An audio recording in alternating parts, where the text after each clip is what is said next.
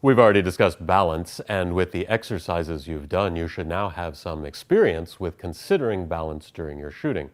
This means that you've probably also discovered that balance is a somewhat ephemeral concept. Lots of different things in your scene can be used as balancing elements, and that can make it difficult to determine if your composition is actually balanced. At other times, you might not be able to find balance in a scene. Even if you move around and try to simplify the composition, there might be times where you just can't find the balanced solution. In these instances, it can be helpful to fall back on some straight-ahead theory, and one of the most basic compositional theories has to do with the rectangular shape of the frame. If you divide a rectangular image into thirds, you can often achieve balance by weighting these regions against each other. Sometimes you can achieve balance by placing compositional elements within these regions, and sometimes you can achieve it by placing elements on the boundary between these regions.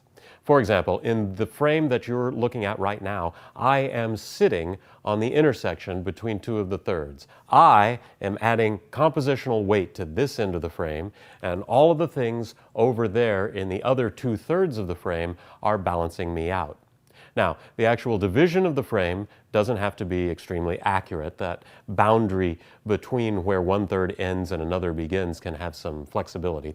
What's important about the idea of thirds is to realize that the fulcrum for the compositional weight in a rectangular image can sit either in the middle of the frame or on one of these third points.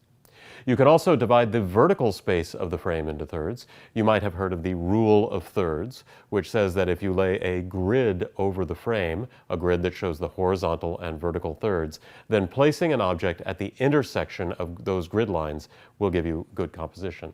Sometimes that works and sometimes it doesn't. Very often, working with thirds will lead you to good compositions, but again, there are no recipes for good composition. What's handy about guidelines like this is that they can give you a starting point, a structure for those times where you can't find your way through a composition and need to think it through instead.